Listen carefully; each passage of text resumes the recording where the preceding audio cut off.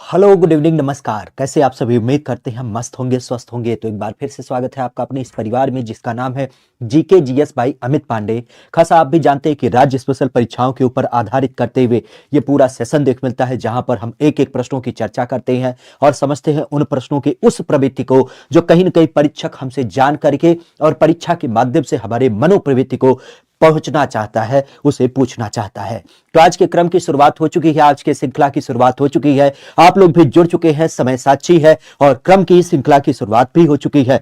चलिएगा अपनी विशेष संकल्पना के साथ आज के विषय संकल्पना में राज्य स्पेशल परीक्षाओं को आधारित करते हुए इस यूपीजीके वाले सेशन की शुरुआत करते हैं। बिंदुओं के रूप में एक एक प्रश्नों की चर्चा करेंगे और समझेंगे उस विषय को, उस पर्याय को जो हमारी परीक्षा के लिए काफी महत्वपूर्ण होता है। समय संकल्पना को आधारित करते हुए इसी बिंदु के साथ कि मां बाप देवी का सानिध्य इस तरीके से प्राप्त हो ताकि नित नई ऊंचाइयों को आप लोग अचीव करें। इसी समय के इस संकल्पना के साथ हम लोग अपनी क्लास की शुरुआत करते हैं। बिंदु की जब बात करें तो आज के क्रम में एक एक बिंदुओं की चर्चा करेंगे, लेकिन उससे पहले आज का ये मोटिवेशन कोड कुछ इस तरीके से कहा जा रहा है आपके लिए कि संदर्भों की जब बात की जाए तो संदर्भों के लिए खासा ध्यान रखिएगा। यहां पे एक बात कही जा रही है कि खुद के सपनों के पीछे इतना भागो कि एक दिन तुम्हें पाना लोगों के लिए सपना बन जाए। और यह बिल्कुल सत्य बात होती है कि खुद के सपनों के पीछे इतना भागो कि लोगों को तुम्हें प्राप्त करना सपना बन जाए, तब जाके असली सफलता का मानक व्यवस्थित होता है। क्रम की अगर बात करें तो सबसे पहला बिंदु, सबसे पहला प्रश्न आप सबके सम्मुख है कि निम्नलिखित में से उत्तम देश के किस एक आपके प्लेटफॉर्म पे, किस एक प्लेटफॉर्म पे, किस एक जंक्शन पे सबसे बड़ा कानक्रोश बनने जा रहा है। हमारी यूपी की जब बात की जाए तो हमारी यूपी के अंदर कौन सा ऐसा रेलवे का स्टेडियम है जहां पर क्या किया जा रहा है, सबसे बड़ा, अब तक का सबसे बड़ा कानक्रोश बनाया जा रहा है। खासा देखा जाए तो अयोध्या, कानपुर, लखनऊ या फिर आपके इलाहाबाद में, जैसा कि हम देख पा रहे हैं अनमोल सिंह, आशीष यादव, मदन मोहन, अमित शुक्ला और आशीष के अलावा सचिन कुमार, खुशबू, कई सारे लोग इस क्रम में जुड़ चुके हैं। बहुत अच्छी बात है। आप सबका हृदय तल से, तहे दिल से बहुत बहुत आभार है। बस एक काम और करिएगा कि अगर इस सेशन में जुड़ चुके हैं तो इस सेशन को लाइक करने के अलावा अपने दोस्तों मित्रों के पास साझा कर दीजिएगा और पहली बार अगर इस चैनल पे जुड़े हैं तो इस चैनल को भी सब्सक्राइब कर लीजिएगा, क्योंकि आने वाले दिनों में जितनी भी आपकी यूपी जीके से संबंधित क्लासेज हैं वो पूरी तरीके से कहीं अन्यत्र नहीं, यहीं पर मिलने वाली है। तो बेसिक अगर देखा जाए तो यहां पर किसकी बात चल रही है, यहां पर बात चल रही है किस एक जंक्शन को। क्योंकि रेलवे स्टेशन की जब बात की तो सरकार का सदैव से मानना होता है कि रेलवे स्टेशन को अलग अलग तरीके से हमारे यहां पर डेवलप किया जाता है। और इसी परिप्रेक्ष्य की जब बात की जाए तो आप भी जानते आज रेलवे स्टेशन अयोध्या का रेलवे स्टेशन अपने आप पे काफी महत्वपूर्ण हो जाता है, क्योंकि आप भी जानते हैं अयोध्या नगरी की जब बात की जाए तो अयोध्या नगरी अपने आप पे काफी महत्वपूर्ण, क्योंकि 22 जनवरी की जब बात की जाए तो मान्यता के अनुसार 22 जनवरी को जब यहां पे भव्य स्तर पे राम मंदिर का उद्घाटन कर दिया जाएगा तो उसके परिप्रेक्ष्य में ध्यान रखिएगा यहां पर अयोध्या में एक अंतरराष्ट्रीय एयरपोर्ट भी तैयार कर दिया जा रहा है।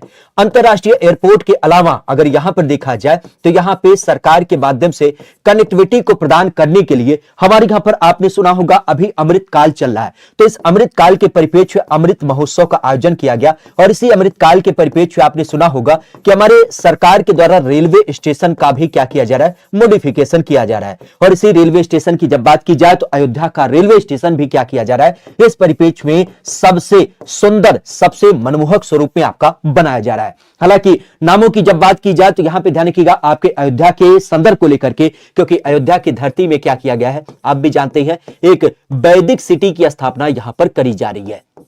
हालांकि वैदिक सिटी के अलावा अगर यहां पर देखा जाए तो अभी सरकार के द्वारा घोषणा किया गया है यह कि यहां पर क्या किया जाएगा, योजनाबद्ध शहर की भी स्थापना करी जाएगी। क्या होगा, योजनाबद्ध शहर की भी स्थापना करी जाएगी। और बिंदु के रूप में आप भी जानते इस अयोध्या धरती को, क्योंकि यहां पर बड़ा मशहूर है बीड़ा चौक। आज बीड़ा चौक की जब बात की जाए तो बीड़ा चौक यहां पर स्थापित है, जिसको बोलचाल की भाषा में हम लोग क्या कहते हैं, लता मंगेशकर चौक के रूप में भी जानते हैं। हालांकि लता मंगेशकर चौक के अलावा अगर यहां पर देखा जाए तो आपने किसके बारे में सुना होगा, रानी हो स्मारक के रूप में। तो रानी हो स्मारक का भी नाम ध्यान रखिएगा यहां पे देख मिलता है। और इसके साथ बहू बेगम के मकबरे की जब बात की जाए तो बहू बेगम का जो मकबरा है वो भी यहां पे आपको देखने को मिल जाता है।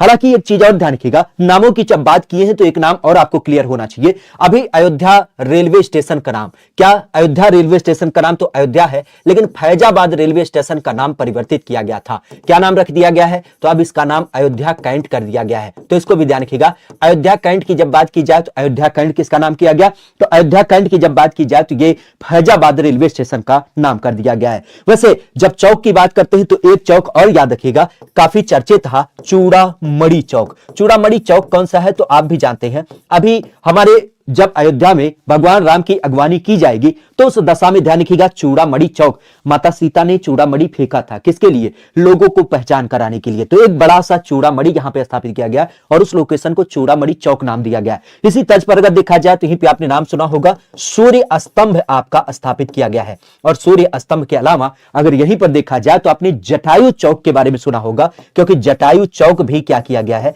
यहां पे आपका बनाया गया है। क्योंकि जटायु की बात करें तो माता सीता की सुरक्षा के लिए आपने देखा था कि किस तरीके से जटायु ने अपने पंख तक कटवा दिए थे, तो ये सारी चीज आपके अयोध्या में स्थापित है। बहरहाल कहा जा रहा है कि उत्तर प्रदेश में पहली बार खास करके भेड़ बकरी पालन का प्रशिक्षण केंद्र शुरू किया जा रहा है। और इसकी जब बात की जाए तो इसका नाम संबंधित होता है हमारे यूपी में इटावा, कानपुर, प्रयागराज या फिर आपके झांसी में। नाम की जब बात करें तो इसका नाम किससे संबंधित होता है। टेलीग्राम का लिंक बाबू हमने कई बार बताया, ये देखिए यही है टेलीग्राम का लिंक, कुछ नया नहीं है। जीके जीएस भाई अमित पांडे आप सर्च करेंगे या फिर यूपी जीके भाई अमित पांडे सर्च करेंगे तो आपको मिल जाएगा, आप परेशान मत होइए। वहां पर पूरी तरीके से क्या होगा, आपको सारी चीजें प्राप्त हो जाएंगी। बाकी अगर इस चैनल पे आप नए जुड़े हैं तो इस चैनल को सब्सक्राइब कर लीजिएगा, क्योंकि यूपी जीके वाली जितने भी क्लासेज हैं वो पूरी तरीके से यहीं पे मिलेंगी। और राज्य स्पेशल परीक्षा के लिए आप आरओ यारू की तैयारी करते हो या यूपी पुलिस की या जूनियर असिस्टेंट या कंप्यूटर ऑपरेटर, तो इन सारी तैयारियों में एक विशेष मानक स्थापित करते हुए ये क्लास आपको मिलती है। तो इस क्लास में जुड़े और साथ ही साथ अपने अन्य दोस्तों मित्रों के पास भी इसे साझा करते रहें। बेसिक अगर देखा जाए तो भेड़ पाली के लिए, भेड़ बकरी पालन के लिए एक संस्थान स्थापित किया जा रहा है। तो ये कहां पे स्थापित होगा, तो याद ध्यान रखिएगा प्रशिक्षण केंद्र है। कहां पर, प्रशिक्षण केंद्र की जब बात की जाए तो यह आपका स्थापित किया जाएगा हमारे इटावा के लोकेशन में। वैसे इटावा की जब बात की जाए तो इटावा की धरती पर इसकी स्थापना की जाएगी। इसके अलावा आपने एक नाम सुना होगा किसके बारे में, जब आप मथुरा की बात करते हैं, क्योंकि मथुरा में हमारे यहां पर क्या है, एक आपको बकरी प्रजनन केंद्र या बकरी शोध संस्थान देखने को मिल जाता है। तो बकरी शोध संस्थान की जब बात की जाए तो इसका नाम ऑलरेडी ध्यान रखिएगा हमारे यहां पर कहां पे है, मथुरा के अंदर दिख मिलता है। लेकिन मथुरा के अलावा अभी यूपी सरकार ने बोला है कि इटावा के अंतर्गत क्या करेंगे, ऐसे एक और संस्थान को हम स्थापित करेंगे। वैसे इटावा की जब बात की जाए तो यहां पे नाम ध्यान रखिएगा, यूपी सरकार के अंदर ग्रामीण आयुर्विज्ञान की जब बात करें तो ग्रामीण आयुर्विज्ञान को आधारित करते हुए ग्रामीण आयुर्विज्ञान शोध संस्थान क्या है, यह आपके इस इटावा धरती पर स्थापित है। इटावा के ही संदर्भ में ध्यान रखिएगा, इटावा का नाम काफी चर्चा में रहता है क्योंकि यहां पे जानवरों की बात चली है। तो यहां पे आपने नाम सुना होगा किस ग्रुप में, आपके यूपी का पहला लायन सफारी पार्क। तो लायन सफारी पार्क की जब बात की जाए तो यह भी ध्यान रखिएगा, जिसको हम शेर सफारी पार्क के रूप में जानते हैं। हालांकि शेर सफारी पार्क को ही एक नाम दिया जाता है किसके रूप में, बब्बर शेर सफारी पार्क। तो क्या कहते हैं, बब्बर शेर सफारी पार्क भी कहते हैं। वैसे शेर से याद आया, आप ध्यान रखिएगा 29 जुलाई की जब बात की जाए तो 29 जुलाई क्या होता है, ये हमारे यहां पर बाघ दिवस के रूप में आयोजित किया जाता है। वैसे एक नाम ध्यान रखिएगा, इटावा की जब बात की जाए तो यहीं पे आपको हाथी सफारी पार्क भी आपको देखने को मिल जाता है। और यहीं पर अगर देखा जाए तो यहीं पे आपको भालू सफारी पार्क भी देखने को मिल जाता है। वैसे सफारी पार्क की बात कर रहे हैं तो एक नाम और ध्यान रखिएगा, हमारी यूपी की जब बात की जाए तो हमारी यूपी में अभी आपने सुना होगा एक तराई हाथी रिजर्व, आपका नया हाथी रिजर्व स्थापित किया जा रहा है। तो हराई हाथी रिजर्व का नाम ध्यान रखिएगा, जो यूपी का क्या हो जाएगा, यूपी का दूसरा हाथी रिजर्व हो जाएगा। ठीक है,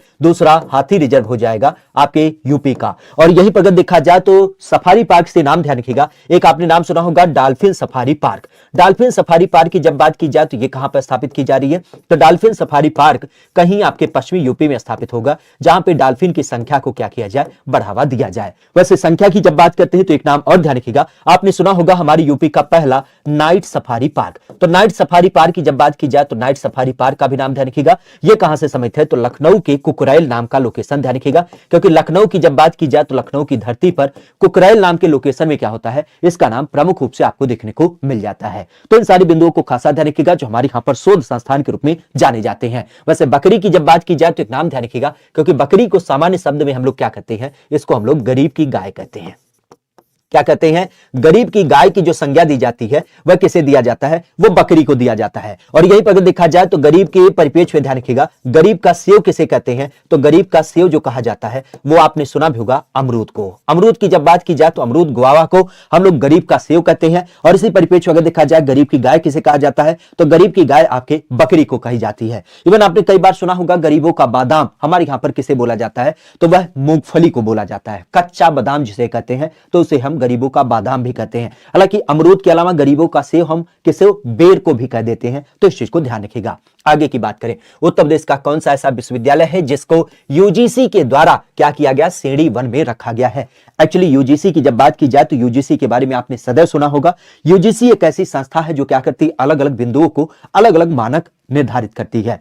बिंदु की जब बात की जाए तो इसका नाम किससे संबंधित होगा, हाँ इससे पहले वो नोएडा में प्रस्तावित था, लेकिन अब नोएडा की जगह पर वो कहां पे बन रहा है, तो वह प्रमुख रूप से आपके लखनऊ के राजधानी में से बनाया जा रहा है। अब बिंदु की हम बात करें किसको लेकर के, कौन सा विश्वविद्यालय है जिसको यूजीसी के माध्यम से क्या किया गया, उसकी मान्यता को रद्द कर दिया गया है। और बेसिक अगर आप लोग इस सेशन में बने हैं तो इस सेशन को लाइक और साझा भी करेंगे, खासा इस आधार पे कि मां तेरे सपने को मोती के बूथ सा चमकाऊंगा, मां तेरे सपने को मोती के बूथ सा चमकाऊंगा। अरे तू सपने तो बड़ी देख, तो सपने तो बड़ी देख, तेरा लाडला या फिर तेरी लाडली उसे पूरा करके दिखलाएगा।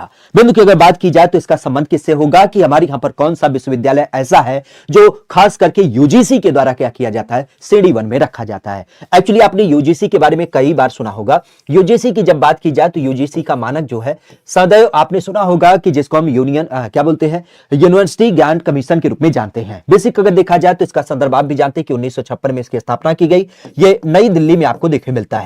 कार्य क्या करता है, तो इसका कार्य होता है देश के अलग अलग विश्वविद्यालयों के लिए रेगुलेशन अथॉरिटी के रूप में कार्य करना। आज अगर इसकी बात की जाए तो इसके माध्यम से आपने सुना होगा, इसके माध्यम से अलग अलग विश्वविद्यालयों को क्या किया जाता है, श्रेणी की ट्रैक दिए जाते हैं। मतलब आपको एक तो मानक दिया जाता है, जैसे आपने सुना होगा A++ का A+ का श्रेणी आपने सुना होगा, इवन आपने B++ का श्रेणी सुना होगा। तो इस तरीके से आपके यूनिवर्सिटी को रैंकिंग दी जाती है। अभी हाल फिलहाल की जब बात की जाए तो हमारे यहां पर खास करके आपने सुना था, जैसे गोरखपुर विश्वविद्यालय डीडीओ की जब बात की जाए तो इसको क्या हुआ था, इसका मानक प्राप्त हुआ था। आपके लखनऊ विश्वविद्यालय की जब बात की जाए तो लखनऊ विश्वविद्यालय को क्या हुआ था, इसका मानक प्राप्त हुआ था। लेकिन अभी हाल फिलहाल की जब बात की जाए तो लखनऊ विश्वविद्यालय को क्या किया गया है, यहां पर यूजीसी के माध्यम से क्या किया गया है, श्रेणी 1 में रखा गया है। श्रेणी 1 का मतलब एक तरीके से आप कह सकते हो कि इसका माध्यम क्या होगा, इसका माध्यम यह होता है कि यह अच्छी क्वालिटी का विश्वविद्यालय के रैंकों में आपका शुमार हो जाता है। वैसे विश्वविद्यालय रैंकिंग की जब बात की जाए तो अभी आपने सुना भी था कि विश्व के टॉप लेवल के जो 50 संस्थान थे, तो टॉप 50 संस्थानों में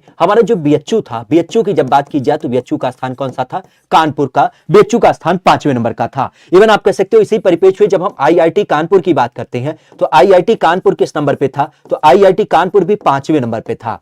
आईआईटी कानपुर की जो संकल्पना है वह किस लेवल पे था, तो यह टेक्नोलॉजी के ऊपर आधारित था। क्योंकि यहां पे टेक्नोलॉजी से संबंधित पढ़ाई करी जाती है, तो टेक्नोलॉजी के लिए आईआईटी कानपुर 5वें नंबर पे था। जबकि सामान्य शैक्षिक संस्थान की बात करें तो वह आपका बीएचयू था जो आपके 5वें नंबर पे प्रमुख रूप से था। हालांकि संस्थानों की जब बात की जाए तो यह क्वेश्चन कई बार भर भर के पूछा जाता है कि बताइएगा यूपी का पहला विश्वविद्यालय कौन सा है, तो पहला विश्वविद्यालय जरूर ध्यान रखिएगा, इलाहाबाद विश्वविद्यालय।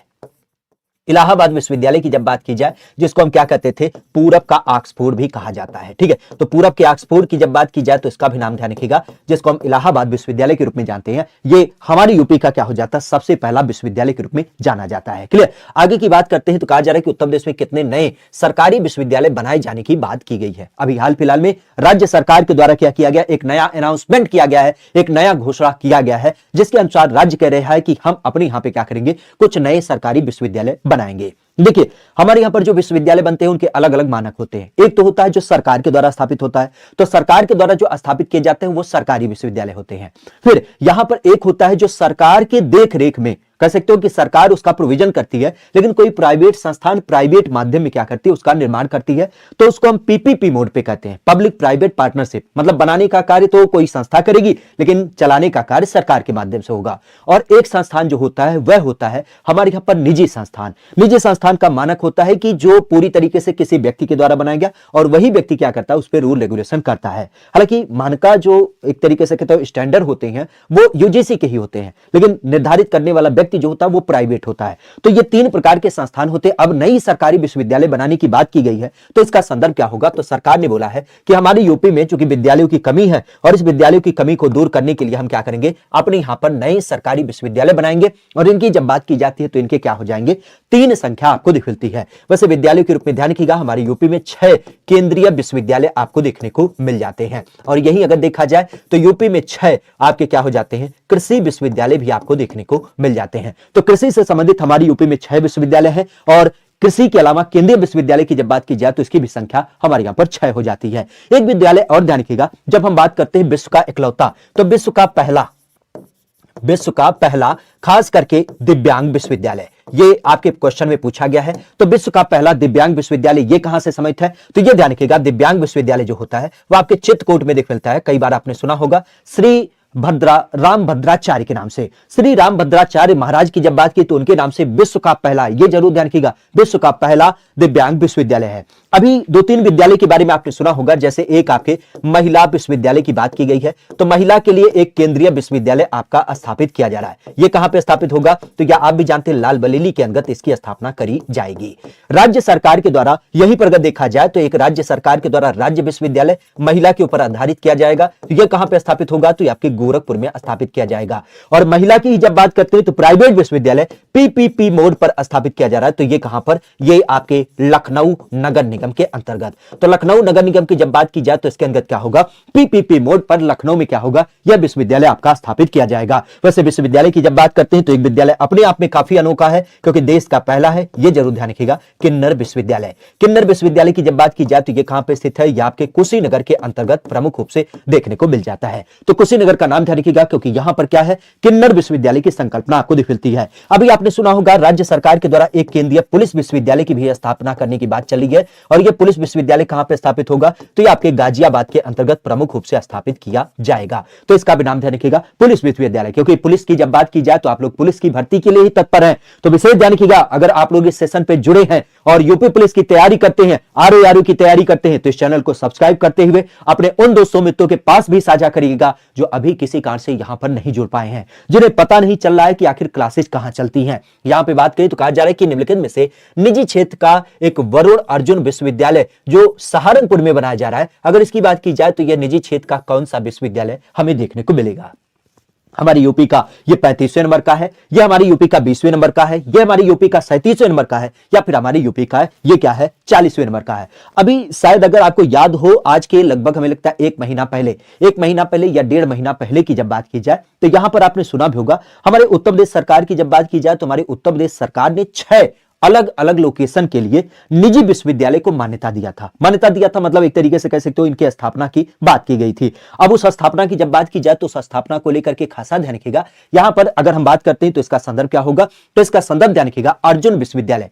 अर्जुन विश्वविद्यालय की जब बात की जाए तो यह हमारी यूपी का एक निजी विश्वविद्यालय है, और निजी विश्वविद्यालय के रूप में देखा जाए तो यह किस नंबर का है, तो यह खासा ध्यान रखिएगा, यह 37वें नंबर का विश्वविद्यालय है। कहां पर स्थापित किया जा रहा है, तो यह ध्यान रखिएगा प्राइवेट विश्वविद्यालय है, वरुण अर्जुन विश्वविद्यालय। कहां पर स्थापित हो रहा है, तो आपके सहारनपुर जिले में इसकी स्थापना की जा रही है। तो सहारनपुर जिले के अंतर्गत खासा ध्यान रखिएगा वरुण अर्जुन विश्वविद्यालय, जो हमारी यूपी का 37वें नंबर का विश्वविद्यालय होगा, प्राइवेट विश्वविद्यालय के रूप में। वैसे विश्वविद्यालय के नाम से याद आता है, यही सहारनपुर जिले का नाम ध्यान रखिएगा क्योंकि यहां पर मां शाकंभरी को याद रखते हुए शाकंभरी देवी के नाम से आपने सुना होगा, यहां पर क्या किया जा रहा है, एक विश्वविद्यालय और बनाया जा रहा है। तो शाकंभरी देवी के नाम से भी एक विश्वविद्यालय यहां पर आपका सहारनपुर में स्थापित किया जा रहा है, तो इस चीज को भी ध्यान रखिएगा। वैसे शाकंभरी देवी के अलावा अगर हम अपने यहां पे बात करें तो आपने मेरठा का नाम सुना होगा, जहां पे क्या किया गया है, मेरठ में 2 विद्यालय का नाम ध्यान रखिएगा। एक तो नाम आपने सुना होगा हमारे यहां पर खेल विश्वविद्यालय, किसके नाम से, मेजर ध्यानचंद के नाम पे, मेजर ध्यानचंद के नाम पे एक आपका खेल विश्वविद्यालय जो है वो कहां स्थापित किया जा रहा है, तो आपके मेरठ में स्थापित किया जा रहा है।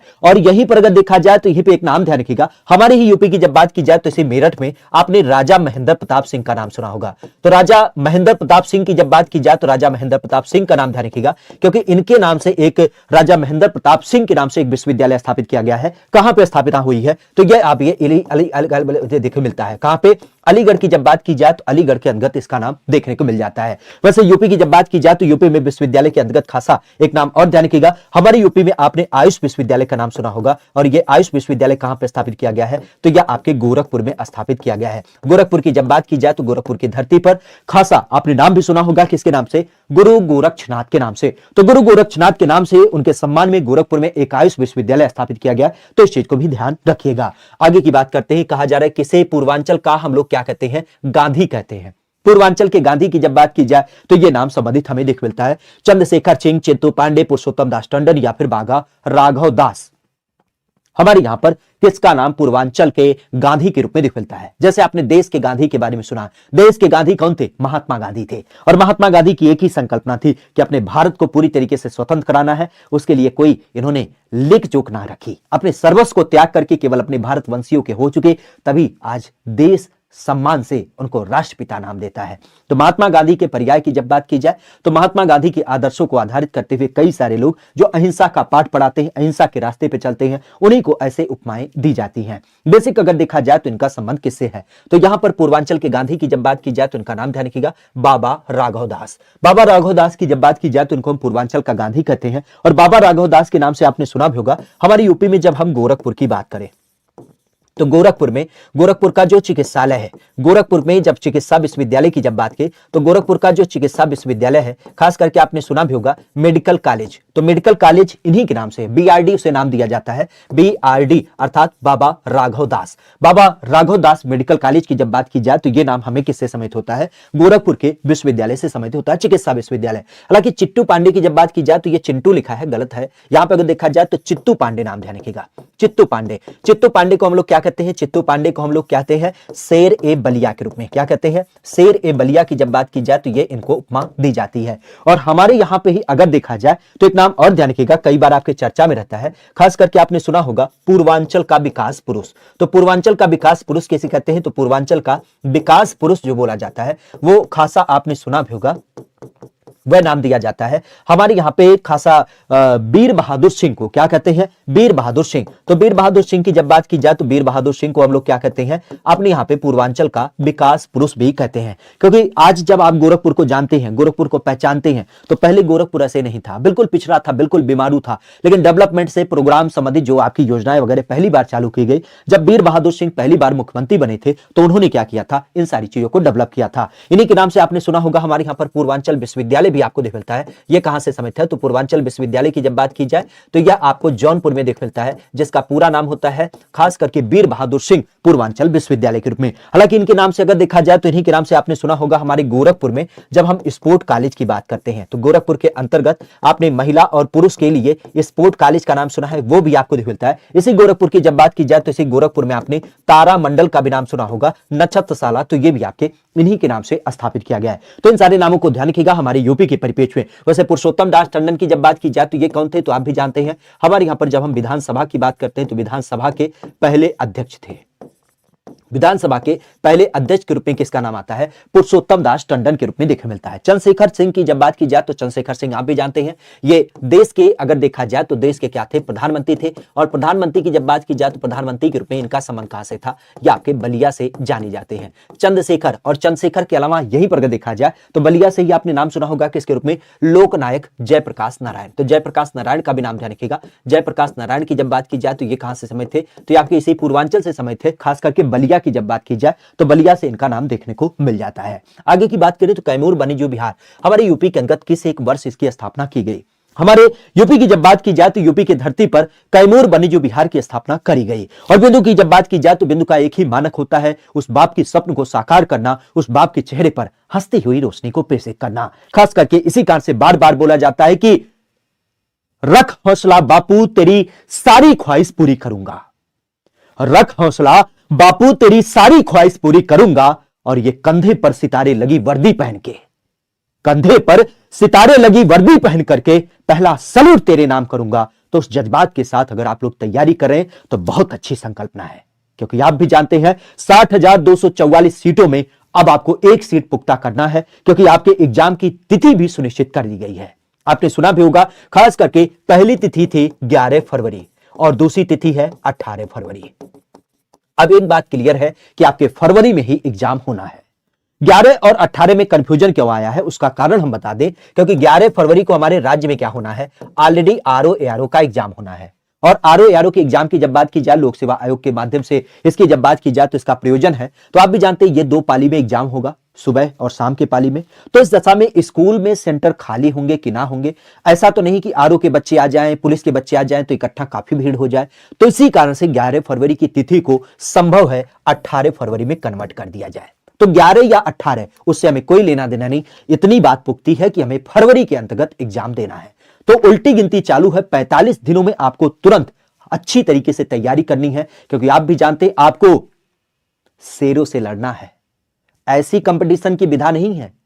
हम जब यूपी पुलिस का पेपर दिए थे, हम जब एसआई का पेपर दिए थे, सच्ची बता रहे हमने कोई कोर्स ना लिया था, यूट्यूब का तब चलन ही ना था, 2-4 इधर उधर की किताबें सेल्फ स्टडी के माध्यम से हो गया, क्योंकि तब इतना कंपटीशन ना था। लेकिन आज के कंपटीशन में आप भी जानते हैं ये जो 3 साल की छूट मिली है अच्छी बात है, लेकिन आप भी जानते हैं ये 3 साल के जो अभ्यर्थी ना बिल्कुल पके हुए हैं, अच्छी तरीके से इन्होंने पूरे सिलेबस को गोल गोल करके पिया है, अच्छी तरीके से उनकी तैयारी है, उनके साथ लड़ाई है आपकी। इसका मतलब आपको पिछले कटाव को ध्यान में रखते हुए अच्छी तरीके से तैयारी करनी है। 2018 का कटाव कितना था, 225 नंबर, 300 नंबर में आपकी बार का आपका टारगेट सीधे होना चाहिए 240 नंबर, तभी जाकर के आप सफलता का मुंह देखेंगे। नहीं तो ये सोचिए कि इस बड़ी जनसंख्या में आपका कहीं एक सीट मिलेगा, कतई नहीं मिलेगा। सत्य है लेकिन कड़वी बात है, क्योंकि आप भी जानते हैं ये 3 साल से जो बच्चे विचार कर रहे हैं, जो इंतजार कर रहे हैं, उन्होंने हर एक सिलेबस को 50 बार पढ़ चुका है, और उनसे आपकी क्या होनी है, मुकाबला होनी है।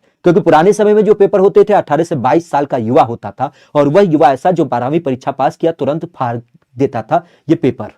लेकिन अब के युवा कौन है, 25 साल के युवा, और 25 साल का युवा आप हल्के में लेते हैं। जब से यूट्यूब की दुनिया आई है, दुनिया भर का पढ़ाई करने लगे हैं, दुनिया भर का टेस्ट देते हैं, प्रैक्टिस करते हैं, पूरी तरीके से उनकी तैयारी बहुत मजबूत स्तर पे है।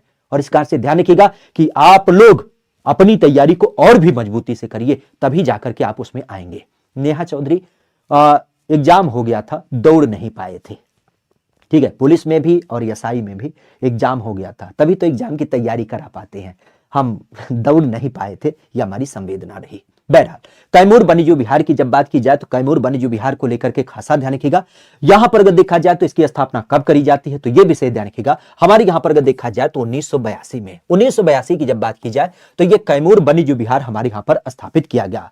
कहां से संबंधित होता है तो यह जरूर ध्यान रखिएगा। कैमूर की जब बात की जाए तो आज जो आपका मिर्जापुर का लोकेशन है, इस मिर्जापुर की धरती से इसका संबंध आपको प्रमुख रूप से देख मिलता है। हालांकि हमारी यूपी की जब बात की जाए तो हमारी यूपी के परिप्रेक्ष्य में नाम ध्यान रखिएगा, हमारी यूपी का पहला कौन था, तो पहले की जब बात की जाए तो हमारी यूपी का जो पहला वन्यजीव विहार माना जाता है, अगर उसकी बात की जाए, कुत्ता उड़ जा, ठीक है, अगर हमारे यहाँ पे देखा जाए तो हमारे यहाँ पे पहला जो होता है, पहले की जब बात की जाए तो उसका नाम क्या है, चंद्रप्रभा वन्यजीव विहार है।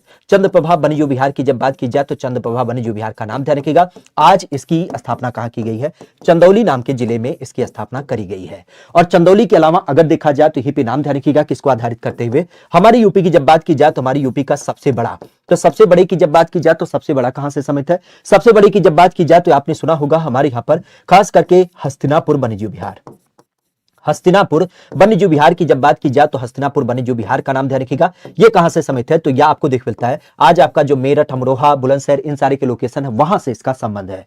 इसके अलावा अगर देखा जाए तो सबसे छोटा की जब बात की जाए तो इसका संबंध कहां से है, तो आपने सुना होगा जब हम बात करते हैं महावीर स्वामी वन्यजीव विहार, तो महावीर स्वामी वन्यजीव विहार की जब बात की जाए तो ये कहां से समित है, तो महावीर स्वामी वन्यजीव विहार की जब बात की जाए तो ये लोकेशन ध्यान रखिएगा, यह आपको आज के यूपी के ललितपुर जिले में देखने को मिल जाता है। तो इन 3 नामों को विशेष ध्यान रखिएगा। हमारी यूपी को आधारित करते हुए हमारे यूपी की जब बात की जाए तो हमारी यूपी के परिप्रेक्ष्य में पहला चंद्रप्रभा वन्यजीव विहार, हमारे यूपी का सबसे बड़ा हस्तिनापुर वन्यजीव विहार, हमारे यूपी का सबसे छोटा महावीर स्वामी वन्यजीव विहार, इन सारे नामों को जरूर ध्यान रखिएगा। और कैमूर वन्यजीव विहार 1982 में इसका नाम देख मिलता है, क्योंकि मिर्जापुर में एक पद श्रृंखला होती है, आपने कैमूर श्रेणी के बारे में सुना होगा, तो कैमूर श्रेणी की जब बात की जाए तो कैमूर श्रेणी का नाम ध्यान रखिएगा, उससे इसका संबंध आपको देखने को मिल जाता है। आगे की बात करते हैं, उत्तर प्रदेश के किस एक नगर को हम लोग भारत का जैव प्रौद्योगिकी नगर के रूप में जानते हैं। हमारे यूपी की जब बात की जाए तो हमारे यूपी के परिप्रेक्ष्य में इसका नाम देखने को मिलता है, और बार बार आपसे कहना है कि अगर आप लोग इस सेशन में जुड़े हैं तो इस सेशन को लाइक और साझा भी करिएगा ताकि अन्य दोस्तों मित्रों के पास भी इस सेशन को पहुंचाया जा सके। थ्योरी की क्लास कब करवाएंगे, पहली बात तो आपको याद होना चाहिए, कल आपके एक थ्योरी का सेशन हो चुका है जिसमें अनगिनत टॉपिक को हमने क्या किया है, उसमें कवर करने की कोशिश की है। जैसा कि आपने देखा भी होगा, उसमें टॉपिक की जब बात की जाए, जैसे यूपी का नामकरण, यूपी की राजधानी, यूपी के प्रशासनिक व्यवस्था, यूपी के राज्य के सिंबल, यूपी के ही परिप्रेक्ष्य में जनगणना, इन सारे बिंदुओं को हमने देखा है। आने वाले समय में फिर से हम एक छोटा सा टॉपिक आपके साथ और साझा करेंगे, परेशान मत होइए। थ्योरी वाला सेशन जैसा कि हमने वादा किया है उसको बिल्कुल कराएंगे, इत्मीनान से कराएंगे, हर एक पहलू को आपके साथ क्या करेंगे, चर्चा करेंगे। आप इसके लिए बिल्कुल परेशान मत होइए। जो हमारा पास्ट का एक्सपीरियंस है, जो हमारी एक अभ्यास श्रृंखला है, उसको आपके साथ बेहतरी से प्रदर्शित करेंगे, लेकिन आप सबका प्यार भी हमें चाहिए ही चाहिए। इस चीज को हम बार बार दावे के साथ कहते हैं कि अगर आप लोग इस सेशन में जुड़े हैं तो इस सेशन को लाइक भी करिए, अन्य दोस्तों मित्रों के पास साझा भी करिए, और चैनल पे अगर नए हैं किसी कारण से तो इस चैनल को सब्सक्राइब भी करें, क्योंकि आपकी संकल्पनाओं को एकमात्र चिर आधार देने के लिए अगर हम व्यवस्थित रूप से खड़े हैं तो उसका एक ही मानक है, ये चैनल। इस चैनल के ही माध्यम से सारी चीजें आपको प्राप्त होंगी। यहां पर हम किसकी बात करें, भारत के जैव प्रौद्योगिकी नगर, तो इसका संबंध किससे होगा, सौरभ वर्मा, परेशान मत होइए, वो भी हो जाएगा। नोएडा की जब बात की तो नोएडा को हम लोग क्या करते हैं, भारत के परिप्रेक्ष्य जैव प्रौद्योगिकी नगर की संज्ञा दी जाती है। हमारी यूपी की जब बात की जाए तो हमारी यूपी में नोएडा को हम लोग क्या करते हैं, नोएडा अर्थात new Okhla, new Okhla industrial development authority. तो हमारी यहां पर नोएडा की जब बात की जाए तो नोएडा का नाम ध्यान रखिएगा, जिसको नाम देते हैं new Okhla industrial development authority. अगर इसकी बात की जाए तो इसका संदर्भ ध्यान रखिएगा, नोएडा के रूप में जाना जाता है। हालांकि नोएडा की जब बात की जाए तो नोएडा के अलावा एक नाम और आपने सुना होगा, ग्रेटर नोएडा। तो ग्रेटर नोएडा भी इसी परिप्रेक्ष्य में मिलता है। अभी तो एक नया नोएडा बनाया जा रहा है जिसका नाम है न्यू नोएडा, ठीक है। तो न्यू नोएडा का भी नाम ध्यान रखिएगा, खास करके इसका संबंध आपको मिलता है। वैसे नोएडा की जब बात की जाए तो नोएडा के परिप्रेक्ष्य ग्रेटर नोएडा, और ग्रेटर नोएडा की बात की जाए तो यहाँ पे आपको ताज अंतरराष्ट्रीय हवाई अड्डा, तो ताज अंतरराष्ट्रीय हवाई अड्डे की जब बात की जाए तो इसका नाम ध्यान रखिएगा, जो आपके जेवर हवाई अड्डे के रूप में पहचाना जा रहा है। इवन आप कह सकते हो इसी ग्रेटर नोएडा की जब बात की जाए तो यहाँ पे क्या किया जा रहा है, आपका फिल्म सिटी भी डेवलप किया जा रहा है। तो फिल्म सिटी का नाम ध्यान रखिएगा, यह भी आपके इसी में डेवलप किया जा रहा है। और यहीं पर अगर देखा जाए तो ग्रेटर नोएडा के अंतर्गत आपने सुना होगा किसके रूप में, पॉड टैक्सी। हमारे देश की, हमारी यूपी की पहली पॉड टैक्सी की जब बात की जाए तो ये भी आपके यहीं पर पहली बार चलाई जाएगी। और यहीं पर अगर देखा जाए तो ग्रेटर नोएडा का संदर्भ ध्यान रखिएगा, क्योंकि यहाँ पे आपने सप्तर्षि पार्क के बारे में सुना होगा। सप्तर्षि पार्क के अलावा आपने यहीं पर बेदवन के बारे में भी सुना होगा। बेदवन पार्क की जब बात की जाए तो यह भी आपका स्थापित किया गया है। और एक नाम और ध्यान रखिएगा, waste to wetland. Waste to wasteland की जब बात की जाए तो वेस्ट टू वेटलैंड की जब बात की जाए तो ये भी आपका यहाँ पे नोएडा के अंतर्गत ही देख मिलता है। इवन आप कह सकते हो कि जैसे नोएडा की बात की जाएगी तो इसी तर्ज पर हमारे यहाँ पर राज्य सरकार के सहयोग से बीडा का डेवलपमेंट किया जा रहा है। बीडा अर्थात बुंदेलखंड इंडस्ट्रियल डेवलपमेंट अथॉरिटी, तो इस चीज को भी नाम ध्यान रखिएगा। आगे की बात करते हैं तो कहा जा रहा है कि उत्तर प्रदेश के उच्चतम औद्योगिक वृद्धि दर हमें किस एक वर्ष में देख मिलता है, ये 8वीं 5 वर्षीय योजना में, 6ठे 5 वर्षीय योजना में, 5वें या फिर 9वें। एक्चुअली आप भी जानते हैं हमारे यहाँ पर पूर्व में क्या था, खास करके एक आयोग था जिसका नाम था योजना आयोग। योजना आयोग का मानक क्या था कि वो हर 5 साल के लिए क्या करती थी, योजनाओं का एक ब्लूप्रिंट तैयार करती थी। और खास आप भी जानते हैं 1955 में क्या था, उसका नाम देख मिलता है। तो अभी जब हमारी नई सरकार बनी तो उन्होंने क्या किया, योजना आयोग को समाप्त कर दिया और उसकी जगह पर अब नीति आयोग को घोषित कर दिया है। तो उसी योजना आयोग की जब बात की जाए तो उसी योजना आयोग के माध्यम से 5-5 साल का जो आपका क्या किया जाता था, खास करके ये औद्योगिक और प्राथमिक, चूंकि हमारे जब हम अर्थव्यवस्था की बात करें तो उसमें 3 सेक्टर आपको देख मिलते हैं, प्राथमिक सेक्टर, द्वितीयक सेक्टर और तृतीयक सेक्टर। खासा जिसमें हम द्वितीयक सेक्टर की बात की, जिसमें उद्योग वगैरह की बात आती है, तो उसी के वृद्धि दर की बात चल रही है। तो आखिर यूपी का कौन सा एक ऐसा नाम था जिसमें ये औद्योगिक वृद्धि दर हमें अच्छी खासी देख मिलती है, अर्थात यहां पर अगर देखा जाए तो 8वीं, 6ठी, 5वीं या फिर 9वीं। तो इसका सही जवाब क्या होगा, 6ठी पंचवर्षीय योजना। खासा ध्यान रखिएगा, हमारे यहाँ पर 6ठी पंचवर्षीय योजना की जब बात की जाए तो इस टाइम पे हमने क्या देखा, औद्योगिक वृद्धि दर सबसे ज्यादा देखा। पहली के संदर्भ का क्या नाम आता है, तो पहली जो आपके अर्थव्यवस्था का पहला आधार होता है, यह जरूर ध्यान रखिएगा, कई बार क्वेश्चन में पूछा गया है, पहली पंचवर्षीय योजना किसके ऊपर आधारित थी, तो पहली पंचवर्षीय योजना खेती बाड़ी के ऊपर आधारित थी। और दूसरी का संबंध किससे था, तो दूसरी के बारे में आपने सुना होगा, दूसरी की जब बात की जाए तो बृहद औद्योगिकरण की जब बात की जाए तो इसके लिए ये काफी जानी जाती है। जहां पे पहले की जब बात की जाए जिसके बारे में आपने सुना होगा हेरार डोमार मॉडल के रूप में, किसके, हेरार डोमार मॉडल की जब बात की जाए तो हेरार डोमार मॉडल के ऊपर आधारित था। और दूसरे की जब बात की जाए तो दूसरा आपको महान बोलिस मॉडल के रूप में जाना देख मिलता है। ठीक है, तो इस चीज को भी थोड़ा सा ध्यान रखिएगा। बाकी आप भी जानते हैं कि हमारे यहां पर योजना आयोग की जब बात की जाए तो योजना आयोग के परिपेक्ष में योजना आयोग की जब बात की जाए तो इसका अध्यक्ष कौन था, इसका अध्यक्ष जो होता था वो सहयोग से आपका प्रधानमंत्री होता था। और इसी प्रधानमंत्री की अध्यक्षता में क्या किया जाता था, 5 वर्षों के आपके क्या होता था, एक ब्लूप्रिंट तैयार किया जाता था। 12वीं पंचवर्षीय योजना की जब बात की जाए तो 12वीं पंचवर्षीय योजना आपकी अंतिम पंचवर्षीय योजना होती है। खास करके कब से कब तक थी, तो ये थी आपके 2012 से लेकर के 2017 तक। तो इसके बाद इसको समाप्त कर दिया जाता है। हालांकि इसी परिप्रेक्ष्य आप भी जानते हैं कि 2015 में हमारे यहां पर क्या होता है, योजना आयोग की जगह पर आपका नीति आयोग का गठन कर दिया जाता है। तो नीति आयोग की जब बात की जाए तो नीति आयोग का नाम ध्यान रखिएगा, यह कब, 1 जनवरी 2015 को नीति आयोग का गठन कर दिया जाता है। ठीक है, तो इस चीज को भी ध्यान रखिएगा। अच्छा, बिंदु की जब बात की जाए तो इसको खासा ध्यान रखिएगा। बिंदु के रूप में अगर देखा जाए तो उत्तर प्रदेश में प्रौद्योगिक सहकारी संघ की स्थापना कब करी गई, प्रौद्योगिकी को आधारित करते हुए सहकारी संघ की स्थापना कब करी गई, और इसकी जब बात की जाए 1950, 1951, 1953 या फिर आपके 1952 में। आज बिंदु की जब बात की जाए तो इस बिंदु का संदर्भ हमें देखने को मिलता है। उत्तर प्रदेश के प्रौद्योगिकी सहकारी संघ की जब बात की जाए तो इसका संदर्भ क्या होगा।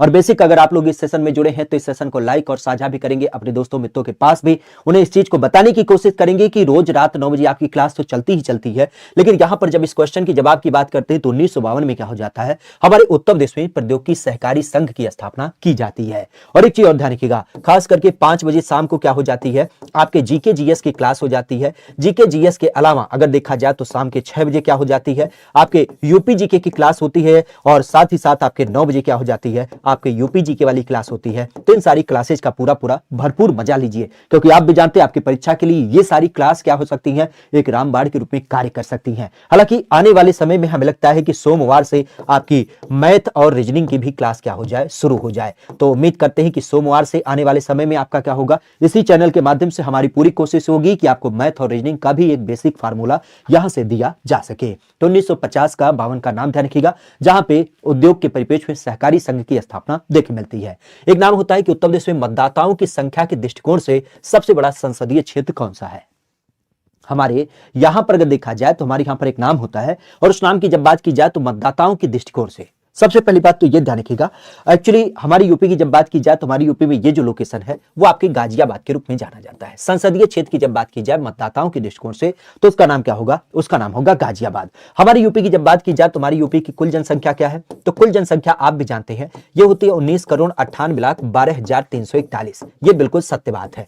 लेकिन एक चीज ध्यान रखिएगा कि अगर हमारे यहां पर देखा जाए तो हमारे यहां पर आपके संख्या के आधार पे अगर हम बात करें तो यहां पर कुल जनसंख्या में अगर हम बात करें किसको लेकर के, अपने यहां पे बिंदु के रूप में अगर देखा जाए तो जो मतदाता हैं उनकी संख्या क्या है, तो मतदाता की संख्या कम हो जाती है। क्यों, क्योंकि आप भी जानते हैं आज हमारी यूपी में करीब करीब 14 करोड़ लोग मतदाता हैं। आप कहेंगे ये कैसे, भाई हमारे यहां पर 19 करोड़ लोग तो आपके सामान्य दशा में हैं, लेकिन फिर आपके मतदाता कैसे 14 करोड़ हो गए। तो इसके लिए आपको बताना चाहेंगे, सबसे पहली बात तो ये ध्यान रखिएगा हमारे यहां पर जो मतदाता होता है वो कितना होता है, तो जो व्यक्ति 18 साल से ऊपर का उम्र धारित करता है वही मतदाता होता है। इसका मतलब 18 से छोटे जो होंगे वो तो मतदाता नहीं होते हैं। इसके अलावा अगर देखा जाए तो 18 वर्ष के बाद आपके मतदाता होते हैं। लेकिन एक चीज और ध्यान रखिएगा, जिनका नाम मतदाता सूची में शामिल होता है, इसका मतलब जो मतदाता सूची में नहीं होंगे उनको थोड़ी बाहर कर दिया जाएगा। तो मतदाता सूची में जितने लोग 18 वर्ष से ऊपर होते हैं उन्हीं को हम मतदाता के रूप में जानते हैं। तो इस परिपेक्ष की जब बात की जाए तो इस परिपेक्ष के रूप में ध्यान रखिएगा हमारे यहां पर करीब करीब 14 करोड़ मतदाता है। अब बिंदु आती है कि मतदाताओं की संख्या के दृष्टिकोण से सबसे बड़ा संसदीय क्षेत्र कौन सा है, तो सबसे बड़े संसदीय क्षेत्र की जब बात की जाए तो यह गाजियाबाद है। और इसी परिपेक्ष सबसे बड़ा विधानसभा क्षेत्र कौन सा है, तो विधानसभा का नाम ध्यान रखिएगा, विधानसभा जो है वो साहिबाबाद है।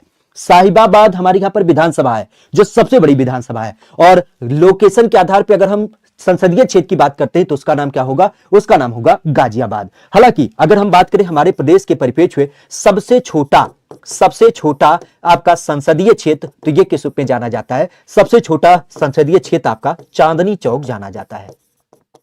चांदनी चौक की जब बात की जाए तो चांदनी चौक जो होता है वो आज देश का सबसे छोटा संसदीय क्षेत्र है, क्योंकि इतने ही क्षेत्रफल में क्या होता है इसकी संख्या पूरी हो जाती है। जबकि अगर यहीं पर देखा जाए तो देश का सबसे बड़ा कहां पे होता है, तो देश का जो सबसे बड़ा होता है वो आपने सुना होगा कहां पर, जब आप जम्मू कश्मीर की तरफ जाते हैं। तो जम्मू कश्मीर में आप लेह लद्दाख का नाम ध्यान रखिएगा, क्योंकि लेह लद्दाख नाम की जो विधान आपकी कह सकते हो कि संसदीय क्षेत्र है, वहां पर क्या होता है एक बड़ा सा क्षेत्रफल कवर करते हुए क्या हो जाता है, यहां पे आपकी विधानसभा का नाम देख मिलता है। तो लद्दाख की जब बात की जाए तो लद्दाख का नाम ध्यान रखिएगा, जहां पे देश का सबसे बड़ा संसदीय क्षेत्र होता है। जबकि सबसे छोटे की बात करें तो वह कौन सा होता है, ये आपका चांदनी चौक होता है। हमारे यूपी के परिप्रेक्ष्य में सबसे बड़ा संसदीय क्षेत्र कौन सा होता है, तो ये ध्यान रखिएगा गाजियाबाद है। जबकि हमारे यूपी का सबसे बड़ा विधानसभा क्षेत्र कौन सा है, तो ये आपका होता है साहिबाबाद के रूप में। हालांकि यूपी की जब बात की जाए तो यूपी के परिप्रेक्ष्य एक नाम और ध्यान रखिएगा, क्योंकि हम विधानसभा की बात करें तो विधानसभा के परिप्रेक्ष्य आप भी जानते हैं कुल 403 सदस्य क्या है हमारे विधानसभा के मेंबर हैं। और एक चीज और ध्यान रखिएगा, सबसे ज्यादा विधानसभा कहां पे है, तो ये भी ध्यान रखिएगा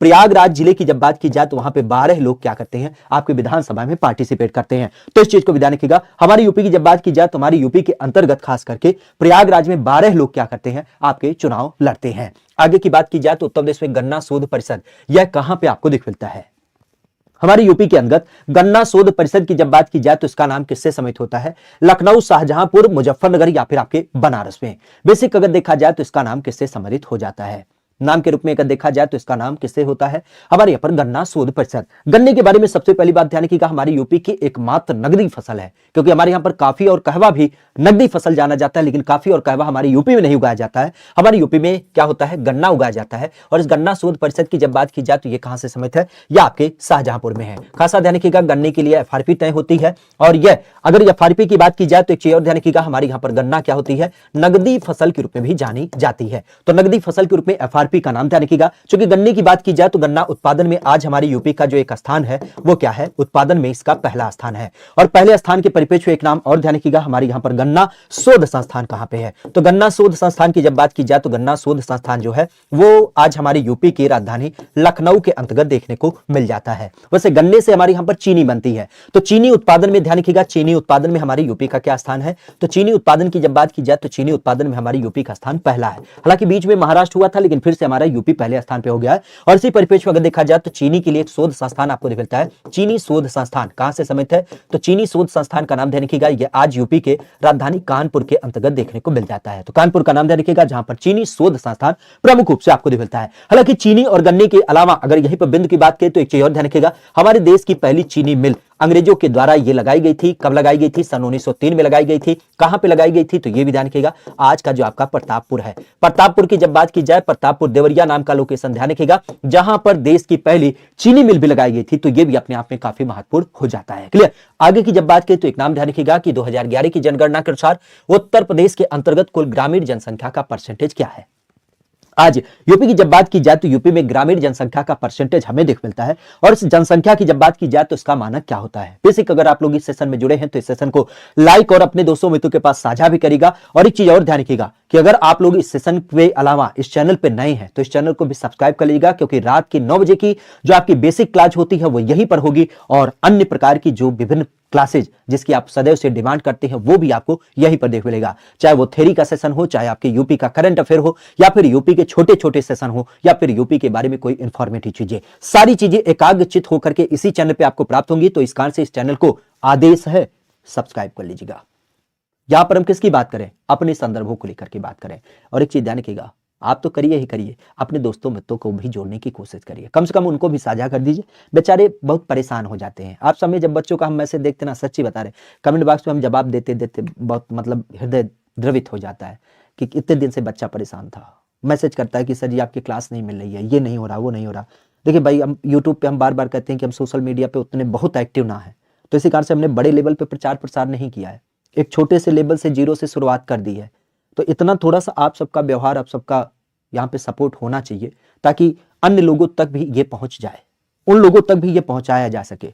हम यूं ना कहते कि सभी लोगों को हम यहाँ पे लाना चाह रहे हैं, लेकिन कम से कम उन तक एक पहुंच हो जाए। जो बच्चा पढ़ना चाहता है, जो व्यक्ति सीखना चाहता है, जो व्यक्ति जानना चाहता है, उस तक तो ये क्लास पहुंच जाए। इसी कारण से हम बार बार आपको प्रेरित करते हैं, दबाव देते हैं कि कम से कम साझा करिए, साझा करिए, उन तक पहुंचा दीजिए। क्योंकि बहुत सारे बच्चे ऐसे हैं जो ना चाहते हुए भी परेशान हो जाते हैं, सर्च करते हैं, नहीं मिलता है, उनके लिए पहुंचाने की बात करें, क्योंकि आप ही एकमात्र ऐसे जो स्रोत हैं जो पूरी तरीके से इसके पर्याय हैं।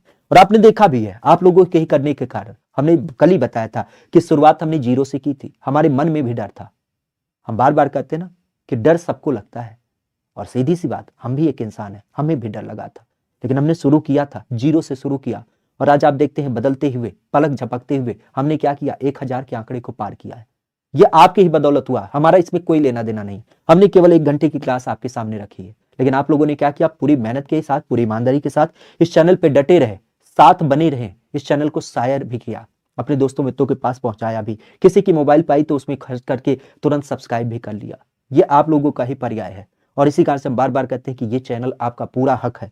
जो भी आपके मन में संदेह है, जो भी आपके मन में समस्या है, पूरी तरीके से निस्वार्थ मन से रखिएगा। सारी चीजों को हम बेजोड़ तरीके से यहाँ पर निस्वार्थ भाव से आपके साथ रखेंगे, क्योंकि हमने बताया ना कि सारे पर्यायों को त्याग करके आपके लिए विशुद्ध स्वरूप में यहाँ पर आपके साथ जुड़े हैं। तो इसका मतलब एक ही है कि आपके लिए ही पूरी तरीके से तैयार होंगे। यहां पर हम किसकी बात करें, उत्तर प्रदेश की जनसंख्या के बारे में। आज जनसंख्या की जब बात की जाए तो जनसंख्या का नाम किससे समित होगा, तो ये नाम ध्यान रखिएगा 77.3%, 52.72%, 22.27% या फिर आपके 18.63%। बिंदु की जब बात की जाए तो यूपी की जनसंख्या कितनी है, आप भी जानते हैं 19,98,12,341। ये पूरी संख्या है। और इस संख्या की जब बात की जाए तो इस संख्या में 2 बिंदु ध्यान रखिएगा। हमारे यूपी की जब बात की जाए तो एक बिंदु होता है ग्रामीण।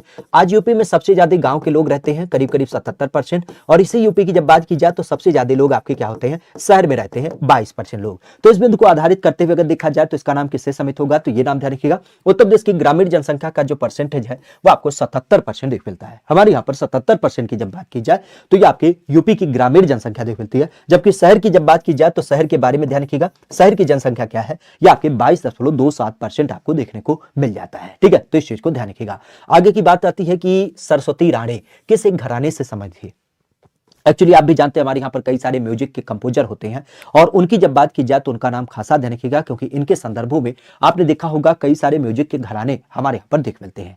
सबसे पहली बात तो आपने देखा होगा म्यूजिक घरानों की जब बात की जाए तो हमारे यहाँ पे कितने म्यूजिक घराने हैं, तो हमारी यूपी की जब बात की जाए तो हमारी यूपी में जो म्यूजिक घरानों की संख्या है वो कुल मिला के 8 है। आपने सुना होगा प्रयागराज घराना, बनारस घराना, लखनऊ घराना, अतरौली घराना, आपका कैराना घराना, अलीगढ़ घराना, रामपुर घराना, इन सब की जब बात की जाए, अलीगढ़ घराना, तो इन सब नामों को हम प्रमुख रूप से देख पाते हैं। लेकिन नामों के अंतर्गत अगर देखा जाए तो सरस्वती राणे का नाम ध्यान रखिएगा, इनका संबंध किस एक घराने से है, अगर इनकी बात की जाए तो इनका नाम प्रमुख रूप से देख मिलता है। और इस नाम की जब बात की जाए तो इस नाम को हम प्रमुख रूप से देख पाते हैं किराना, या फिर जिसको हम कैराना घराना कहते हैं। तो कैराना घराना की जब बात की जाए कहां से संबंधित होता है, तो ये आपके मुजफ्फरनगर से संबंधित होता है। मुजफ्फरनगर की जब बात की जाए तो मुजफ्फरनगर की धरती को ध्यान रखिएगा, जहां पे आपको किराना घराना या फिर कैराना घराना आपको दिख मिलता है। बेसिक अगर देखा जाए तो यहां से एक आपने नाम सुना होगा, काफी महत्वपूर्ण नाम है, भीमसेन जोशी। तो भीमसेन जोशी की जब बात की जाए तो भीमसेन जोशी का नाम ध्यान रखिएगा, ये इसी घराने से संबंधित है, काफी महत्वपूर्ण व्यक्ति माने जाते हैं। और घरानों की जब बात की जाए तो घरानों की संख्या यूपी में कितनी है, तो 8 अलग अलग घराने आपको प्रमुख रूप से देख मिलते हैं। इस चीज को भी थोड़ा सा ध्यान रखिएगा। हमारे यूपी में सरस्वती राणी की जब बात की जाए तो ये कहां से संबंधित है, ये आपके कैराना घराने से संबंधित होती है। एक नाम जरूर ध्यान रखिएगा, बनारस घराने से, क्योंकि इनका नाम होता है किसके रूप में, गिरजा देवी। गिरजा देवी की जब बात की जाए तो आप भी जानते हैं, जिनको हम लोग क्या कहते हैं, अप्पा जी के रूप में जानते हैं, अप्पा जी।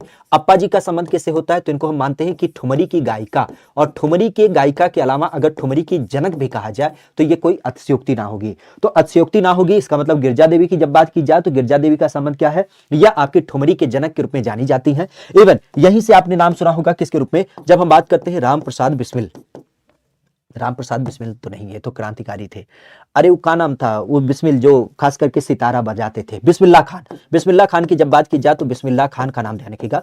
बिस्मिल्लाह खान का जो संबंध है खास करके सहनाई वादक के रूप में ये यहीं से संबंधित है। और पंडित रविशंकर का नाम ध्यान रखिएगा। पंडित रविशंकर की जब बात की जाए तो पंडित रविशंकर भी क्या है, जो एक प्रसिद्ध सितार वादक है, वो भी आपको यहीं से देखने को मिल जाते हैं। ठीक है, तो इन सबका नाम ध्यान रखिएगा, कहां से, आपके बनारस घराने से। लखनऊ घराना अपने आप में काफी महत्वपूर्ण होता है, क्योंकि आपने सुना होगा अख्तर पिया की जब बात की जाए तो अख्तर पिया का नाम प्रमुख रूप से मिलता है, जो किससे संबंधित था, वाजिद अली शाह से था।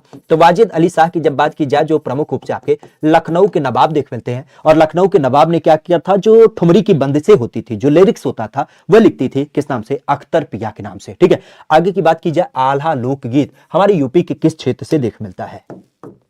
आल्हा लोकगीत की जब बात की जाए तो यह नाम संबंधित आपको दिख मिलता है। यह नाम होता है पश्चिमी क्षेत्र में, यह नाम होता है आपके बुंदेलखंड क्षेत्र में, यह नाम आपका होता है रोहिलखंड क्षेत्र से, या फिर आपके पूर्वांचल क्षेत्र से। तो कहां से इनका नाम देखने को मिलता है, सर यूपी जी के चैप्टर वाइज करा दो। कल यहाँ आए थे, ऐसे दिल पे हाथ रखिएगा और बोलिएगा, हे प्रभु, हे जगन्नाथ, हे परमानंद, कहाँ आ गए हम? कल यहाँ जब नहीं आए तो कैसे पता चलेगा? कल यहाँ चैप्टर वाला लगभग 5-6 चैप्टर हमने कवर कराया है, ठीक है। परेशान मत होइए, आपसे ज्यादा हम चिंतित रहते हैं, तो जितनी आपकी जरूरत है ना सब हम कराएंगे, परेशान मत होइए, ठीक है। आपका करंट अफेयर है, चाहे थ्योरी वाला सेशन है, चाहे चैप्टर वाला सेशन है, सब होगा, परेशान मत होइए गुरु। बस हम बार बार करें कि इस चैनल को सब्सक्राइब कर लीजिए, जब करेंगे तभी आपको अंदाजा लगेगा। कल लगभग 2.5 घंटे का सेशन था और उसमें हमने बहुत सारी चीजों को कंप्लीट कराया है। इसके बाद आने वाले समय में और भी चीजों को हम कंप्लीट कराएंगे, परेशान मत होइए, ठीक है।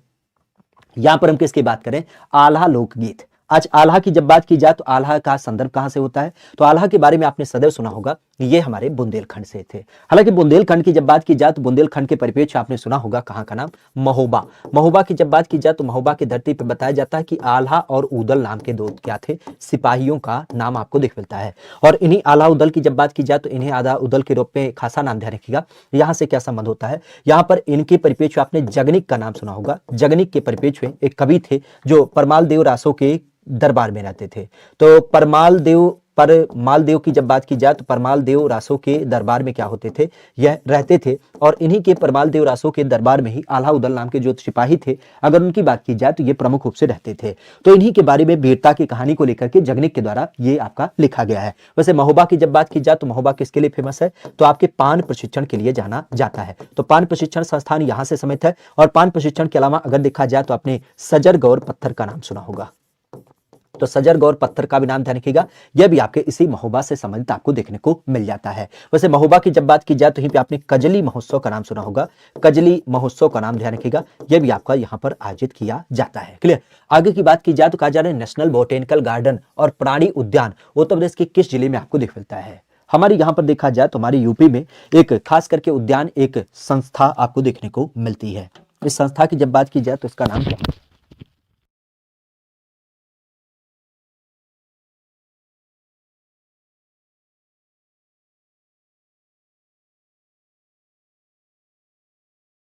नेशनल बोटेनिकल गार्डन और रिसर्च संस्थान की जब बात की जाए तो यह यूपी के किस जिले में दिख मिलता है? तो ये खासा ध्यान रखिएगा। आज यूपी की जब बात की जाए तो राजधानी लखनऊ में कई सारे संस्थान हैं। आपने सुना भी होगा, जैसे यहाँ पर अगर देखा जाए तो यहाँ पर केंद्रीय विश्व शोध संस्थान, विश्व के अलावा अगर देखा जाए तो यहीं पे आपको औषधि शोध संस्थान, औषधि के अलावा अगर देखा जाए तो यहीं पे आपने पशु जैविकी शोध संस्थान का भी नाम सुना होगा।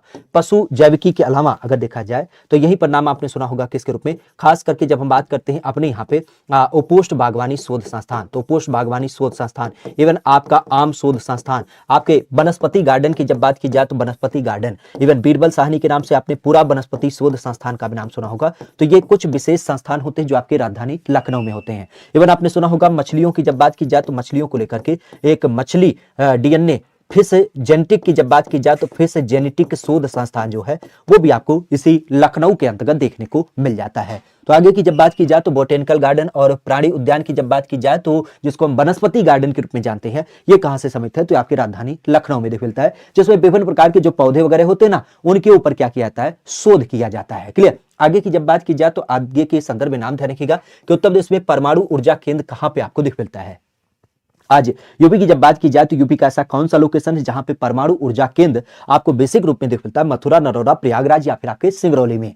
खासा अगर देखा जाए तो हमारी यूपी के अंदर जो परमाणु ऊर्जा केंद्र है वो कहां से समित है? तो आप भी जानते हैं नरोरा का नाम। नरोरा की जब बात की जाए तो परमाणु ऊर्जा केंद्र, और ये एकमात्र परमाणु ऊर्जा केंद्र आपको हो जाता है। वैसे यूपी की जब बात की जाए तो यूपी में ऊर्जा की जब बात की जाए तो ऊर्जा उत्पादन के लिए हम लोग 2 प्रकार के संसाधनों का इस्तेमाल करते हैं। खास करके आपने नाम सुना होगा, एक नाम आता है नवीकरणीय ऊर्जा के स्रोत होते हैं और एक नाम होता है अनवीकरणीय ऊर्जा के स्रोत। खासा अगर देखा जाए तो नवीकरणीय ऊर्जा मतलब क्या होता है? जैसे सौर ऊर्जा, जैसे आपकी पवन ऊर्जा, और अनवीकरणीय ऊर्जा का मतलब जैसे कोयला, पेट्रोल, इन सब की बात की जाती है। तो आज हमारे यहाँ पर दोनों माध्यम से आपके विद्युत का उत्पादन किया जाता है, लेकिन सबसे ज्यादा मात्रा कोयले को जला करके ताप विद्युत के माध्यम से देख मिलता है, जहां पे आपने 2 संयंत्र का नाम सुना होगा, एनटीपीसी। एनटीपीसी का मतलब होता है नेशनल थर्मल पावर कॉर्पोरेशन, जिसके माध्यम से बिजली का उत्पादन होता है, और एक नाम होता है यूपी राज्य विद्युत उत्पादन निगम। तो यूपी का राज्य विद्युत उत्पादन निगम की जब बात की जाए तो ये नाम आपको प्रमुख रूप से देखने को मिल जाता है। तो दोनों संस्थानों के माध्यम से आपका क्या होता है, बिजली का उत्पादन किया जाता है।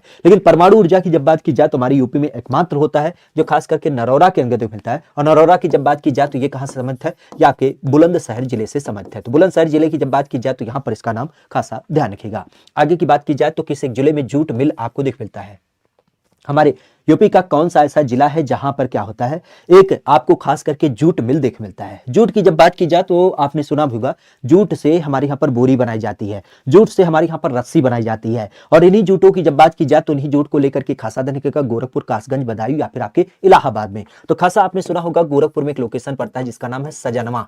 तो सजनवा की जब बात की जाए तो सजनवा का नाम ध्यान रखिएगा। एक्चुअली हमारे यूपी में 3 आपके क्या होते हैं, जूट मिल है। 3 जूट मिल की जब बात की जाए तो उनका नाम कहां से संबंधित है, तो खासा ध्यान रखिएगा 2 आपके कानपुर में संबंधित है, 2 आपके कानपुर में संबंधित है। और एक की जब बात की जाए तो एक आपके सजनवा के अंदर मिलता है। और इसकी जब बात की जाए तो इसके माध्यम से क्या होता है, हमारे यहाँ पर रस्सी बनाई जाती है। रस्सी के अलावा अगर देखा जाए तो यहीं पे आप कह सकते हो कि आपके जो बोरी वगैरह होती है ये सारी चीजें बनाई जाती है। दरी वगैरह की जब बात की जाए तो इन सबका नाम आपको दिख मिलता है। कहा जा रहा है स्टेट ऑफ द आर्ट सेतु की जब बात की जाए तो यह उत्तर प्रदेश के किस एक नदी पे आपका बनाया गया है, स्टेट ऑफ द आर्ट सेतु। इसकी जब बात की जाए तो यह यूपी के किस जिले में आपको देखने को मिल जाता है। खासा अगर देखा जाए यमुना, घाघरा, गोमती या फिर आपके गंगा। हाँ अब से करें ARP चप्पल, हाँ बचपन में वही स्मार्ट पड़ती थी ना, तो यही कारण से याद होगा। गोपाल सिंह अच्छा सर जी, आप अब पढ़ाने पर फोकस करते हैं ना कि दिखावे में, क्योंकि मैंने आपसे UPSI 2021 में पढ़ा है अच्छी बात है, तभी शायद बेकार भी है। ठीक है हाँ सही बता रहे, व्यक्ति को चालाक होना चाहिए, कुछ हो चाहे ना हो दुनिया में। आप लोग बिल्कुल सीधे साधे ना रहिएगा, कहीं पे भी रहिएगा। चालाकी बिल्कुल चाहे पैसा देके सीखनी पड़े ना, सीख लीजिएगा। छलावा आपके मन में होना चाहिए और कपट तो भर भर के होना चाहिए। ठीक है, तभी आप दुनिया में आगे बढ़ पाएंगे, क्योंकि ये ना तो सतयुग है ना तो द्वापर है, कलयुग की संकल्पना है। और कलयुग में आप भी जानते हैं कि कलयुग में ऐसे इंसानों की कोई वैल्यू ना होती है। ठीक है, जो केवल अपने काम से काम मतलब रखते हैं।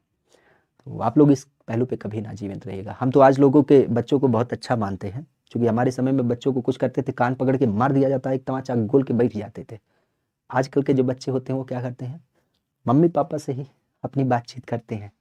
तो मुझे लगता है आजकल के बच्चे अच्छे हैं, कम से कम एक्टिव तो हैं, क्योंकि आज की दुनिया उसी को मानती है, आज की दुनिया उसी को समझती है, उसका एक अलग ही अंदाज होता है। बहरहाल यहाँ पे हमको इसकी बात करें, द स्टेट ऑफ द सेतु, अगर इसकी बात की जाए तो ये किससे संबंधित है, तो ये खासा ध्यान रखिएगा, गंगा नदी। अच्छा, गंगा नदी से एक नाम याद आता है हमारे यहाँ पर। गंगा नदी के परिप्रेक्ष्य आपने सुना होगा यूपी का सबसे लंबा पुल। यूपी का सबसे लंबा पुल कहाँ पे बनाया गया है, तो यूपी का जो सबसे लंबा पुल बनाया जा रहा है, अगर इसकी बात की जाए तो ये कहाँ से समेत होगा, तो ये खासा आपने सुना होगा आपके कानपुर से उन्नाव के बीच। कानपुर की जब बात की जाए तो कानपुर से उन्नाव के बीच इसको डेवलप किया जा रहा है। और कुल मिला के अगर देखा जाए तो 3.4 किलोमीटर क्या होगी, इसकी लंबाई होगी। तो यह यूपी का आज क्या होगा, सबसे बड़ी संख्या आपको देखने को मिल जाएगी। क्लियर। आगे की जब बात की जाए तो एक नाम ध्यान रखिएगा, राज्य की कुल जनसंख्या की जनजातियां हमारे यूपी में परसेंटेज के रूप में निवास करती हैं।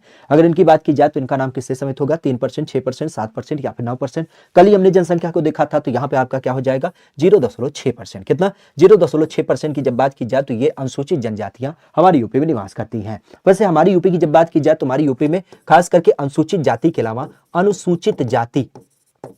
अनुसूचित जाति की संख्या क्या है, तो अनुसूचित जाति की जब बात की जाए तो यह संख्या आपको मिलती है 20.50%। ठीक है, तो करीब करीब 20.50% की जब बात की जाए तो यह अनुसूचित जाति होती है। जबकि हमारी यूपी की जब बात की जाए तो हमारी यूपी में 0.6% क्या हो जाता है, यह आपका जनजातियों की संख्या आपको दिख मिलती है। एक नाम होता है कि उत्तर प्रदेश का पहला आयुष विश्वविद्यालय कहां पे आपका बनाया जा रहा है, यूपी में प्रदेश का पहला आयुष विश्वविद्यालय कहां पे बनाया जा रहा है। और इस बिंदु की जब बात की जाए तो इसका नाम प्रमुख रूप से दिख मिलता है। आयुष विश्वविद्यालय की जब बात की जाए तो इसका नाम ध्यान रखिएगा, यह यूपी के अंतर्गत खास करके आपने सुना होगा आपके यही गोरखपुर। अभी हमने शुरू में चर्चा भी किया था कि हमारी यूपी में आयुष विश्वविद्यालय ये कहां पे बनाया जा रहा है, तो गोरक्षनाथ को याद करते हुए यहां पर आपका स्थापित किया जा रहा है। हालांकि यूपी की जब बात की जाए तो यूपी में एक नाम ध्यान रखिएगा, एक आयुष एम्स की भी स्थापना की जा रही है। आयुष एम्स की स्थापना कहां की जा रही है, तो ये आपने सुना होगा हमारे यूपी के गाजियाबाद में। तो गाजियाबाद की जब बात की जाए तो गाजियाबाद की धरती ध्यान रखिएगा, जहां पे आपके आयुष एम्स की स्थापना की गई है। वैसे आयुष एम्स के नाम से याद होना चाहिए कि हमारे यूपी में एम्स कितने हैं, तो यूपी में एम्स जो है उनकी संख्या क्या होती है, 2। कहां कहां पे स्थित है, तो यहाँ कब गोरखपुर में देख मिलता है, और गोरखपुर के अलावा एक नाम जो होता है वो आपके लाल बरेली में देख मिलता है। तो लाल बरेली का नाम ध्यान रखिएगा, 2 नाम खास करके गोरखपुर और लाल बरेली, यहाँ पे आपके यूपी में 2 एम्स आपको देख मिलते हैं। आयुष एम्स आपके गाजियाबाद में प्रमुख रूप से स्थापित है। ठीक है, आयुष का मतलब आप समझिएगा वही कोरोना काल में आपने देखा ना, विभिन्न प्रकार की बीमारियां लोगों को हो गई थी, विदेश लोगों ने दवाइयां खानी फात कर दी, हमारे यूपी के लोगों ने क्या किया, आथू कर दिया, उसके बाद गो कोरोना गो, खत्म हो गया कोरोना। इसका मतलब हमारे यहां पर क्या मान्यता है, तुलसी, नीम, पुदीना, लौंग, इलायची, इन सब का बना के काढ़ा दबा के पी लीजिए, कोई टेंशन नहीं है। तो उसी पुरानी पद्धति को याद करते हुए आयुष को हमने क्या किया, प्रमोट करने की बात की, नीम हकीम की यहां पे बात की गई। बहरहाल उत्तर प्रदेश में मिड डे मील कार्यक्रम कब आपका शुरू किया गया, उत्तर प्रदेश के अंतर्गत खास करके मिड डे मील कार्यक्रम की जब बात की जाए तो इसकी शुरुआत कब की गई, मिड डे मील कार्यक्रम की जब बात की जाए तो इसका नाम क्या होगा, यूपी पे फार्म ऑनलाइन चालू कब होगा, आज 27 है, आज से होना था, 27 से 16 है। ठीक है, परेशान मत होइए, शायद आज से, अब हो सकता हो कि आज 25 लाख लोग चले गए होंगे, तो सर्वर वर्वर का इशू रहा होगा, शायद आज ना बना हो, तो कल परसों में देख के भरा दीजिएगा, क्योंकि लास्ट मोमेंट पे क्या होता है, सर्वर बिजी हो जाता है। और आप भी कह सकते हो कि 22 साल के युवा थोड़ी ना है, तो 25 साल के युवा उसमें फार्म भरेंगे, तो इसी कारण से भीड़ भी अच्छी खासी है। तो यूँ ना कहेंगे कल ही भर दीजिए, लेकिन हाँ 1-2 दिन का समय लेकर के जरूर भर दीजिएगा, ताकि आपका आसान हो जाए। क्योंकि होता क्या है ना, जब आप लेट भरते हैं तो सीन क्या होता है, सेंटर पहले तो शुरू में आपके लोकेशन में दिया जाता है, जैसे टारगेट है कि आपके जिले के बाद आपका दे दिया जाए, लेकिन जब जिले आपका पहले भर गया तो उस दशा में क्या होगा, आपको दूसरे जिले में दिया जाएगा, तो इसका मतलब आपकी दूरी भी बढ़ती चली जाएगी। तो कोशिश करिएगा 2-1 दिन में कम से कम भर दिया जाए, बहुत पहले तो ना भरे जाए, लेकिन 2-1 दिन में जरूर भर दिए जाए। मिड डे मील योजना बिंदु की जब बात की जाए तो इसका कार्यक्रम कब चालू किया गया, तो ये आपके 1995 में आपका शुरू किया गया। 1995 की जब बात की जाए मिड डे मील योजना पहली बार कहां चालू किया गया था, तो पहली बार आपके आंध्र प्रदेश में चालू किया गया था, और यूपी के परिपेक्ष की जब बात की जाए तो उसी टाइम पे यूपी में भी चालू कर दिया गया। हालांकि इसकी जब बात की जाए तो अब इसको हम लोग क्या नाम देते हैं, अब इसको पीएम पोषण नाम दे दिया गया है। तो पीएम पोषण का नाम ध्यान रखिएगा, पीएम पोषण अब इसको नाम दे दिया गया 2021 से। तो गर्म पका पकाया भोजन की जब बात की जाए तो उसके मान्यता के रूप में ध्यान रखिएगा, इसका नाम संबंधित होता है। उत्तर प्रदेश के किस जिले में गैसो हाल का पायलट योजना शुरू किया गया था, सर्टिफिकेट अभी नहीं मिला है, कोई दिक्कत ना, परेशान काहे रहो, मिल जाएगा ऑनलाइन, आज के सर्टिफिकेट मिलते हैं 2-4 दिवस में आपका मिल जाएगा, परेशान मत होइए, इतनी भी जरूरत ना है। उत्तर प्रदेश के किस जिले में गैसो हाल की पायलट परियोजना का शुरुआत आपका किया गया है, इस पायलट परियोजना की जब बात की जाए तो लखनऊ, आजमगढ़, बरेली या फिर आपके बाराबंकी के परिपेक्ष में। तो नाम की जब बात की जाए तो नाम किससे समित होगा, तो आप भी जानते हैं, पीछे हमने चर्चा भी किया था, बरेली। बरेली में क्या है, चूंकि यहाँ पर उर्वरक कारखाना है, तो उर्वरक कारखाना की परिपेक्ष ध्यान रखिएगा, उर्वरक कारखाना के साथ ही साथ यहाँ पर एक नाम और ध्यान रखिएगा, आपके फूलपुर की जब बात की जाए तो फूलपुर कहाँ से समित है, या आपके फूलपुर जो संबंधित है आज आपका प्रयागराज जो लोकेशन है वहां से समित है। यहाँ पे भी एक हमारे यहाँ पर क्या है, कह सकते हो कि यहाँ पर एक कारखाना होता है। इवन आप यहीं पे कह सकते हो, एक नाम और ध्यान रखिएगा, हमारे यूपी के अंतर्गत खास करके नाम आता है किसको लेकर के, जब हम बात करते हैं अपने यूपी में आपके गोरखपुर में, तो गोरखपुर का भी नाम ध्यान रखिएगा, क्योंकि गोरखपुर में क्या है, एक आपका यूरिया फैक्ट्री देखने को मिल जाता है, तो इसका भी नाम थोड़ा सा ध्यान रखिएगा। आगे की जब बात की जाए तो एक नाम आता है किसको लेकर के, कि 1916 के कांग्रेस अधिवेशन में आयोजन की जब बात की जाए तो आयोजन उत्तर प्रदेश के किस एक शहर में किया गया था। कांग्रेस के बारे में आपने सदैव सुना होगा, और कांग्रेस नाम की जो संकल्पना थी, अगर इसकी बात की जाए तो उसका संबंध क्या होता है, कांग्रेस के बारे में आपने सदैव सुना होगा कि कांग्रेस की जब बात की जाए तो इसका 1916 का जो अधिवेशन था वो कहां पे आयोजित हुआ, तो ये आपके लखनऊ में आयोजित हुआ। क्योंकि आप भी जानते हैं कांग्रेस के अंदर क्या हुआ था, इसमें 2 महत्वपूर्ण काम किए गए थे, पहला नरम दल और दूसरा गरम दल, ये दोनों एक साथ आए थे। तो नरम दल और गरम दल एक साथ आए थे 1916 के अधिवेशन में। और यहीं पर अगर देखा जाए तो यहीं पे एक नाम और आपने सुना होगा, इसके अंतर्गत खास करके आईएनसी की जब बात की जाए, इंडियन नेशनल कांग्रेस और मुस्लिम लीग, तो मुस्लिम लीग की जब बात की जाए तो मुस्लिम लीग क्या हुए थे, एक साथ आए थे। तो इस कारण से ये कांग्रेस लीग काफी महत्वपूर्ण माना जाता है, क्योंकि इसमें लखनऊ पैक्ट आपको देखने को मिल जाता है। तो लखनऊ में 1916 में हुआ था। वैसे कांग्रेस की जब बात की जाए आईएनसी की, तो आईएनसी के बारे में आपने सुना होगा 1885 में क्या किया गया था, इसकी स्थापना स्थापना कोलकाता में की गई थी। और कोलकाता के परिप्रेक्ष्य में आपने सुना भी होगा, एक अंग्रेजी अधिकारी A.O. ह्यूम, जो खास करके आपने सुना भी होगा इटावा का जिला कलेक्टर था, उसी के सहयोग से क्या किया गया, इस संस्थान की स्थापना करी गई। और आगे चल करके आपने सुना भी होगा इसका पहला अधिवेशन कहाँ पे हुआ था, तो पहला अधिवेशन आपके बंबई में हुआ था। और बंबई की जब बात की जाए तो उस टाइम पे 72 लोग क्या किए थे, इसमें पार्टिसिपेट भी किए थे। हमारी यूपी की जब बात की जाए तो हमारी यूपी में 9 बार क्या हुआ, इसका आयोजन हुआ है। 3 बार प्रयागराज में हुआ है, 3 बार आपके लखनऊ में हुआ है, और 3 के अलावा अगर देखा जाए तो यहां पर नाम ध्यान रखिएगा, एक बार आपके मेरठ में हुआ है, एक बार आपके बनारस में हुआ है, और बनारस के अलावा एक बार क्या हुआ है, आपके कानपुर में हुआ है। तो होता क्या था एक्चुअली, इसका जो अधिवेशन होता था वह 1 साल में एक राज्य में होता था। तो ऐसे अलग अलग लोकेशन में क्या होता था, इसका नाम प्रमुख रूप से बिंदु के रूप में केंद्रीय रेल विद्युतीकरण संगठन का मुख्यालय कहां पे है। हमारे यूपी की जब बात की जाए तो हमारी यूपी के अंतर्गत कौन सा एक नाम होता है,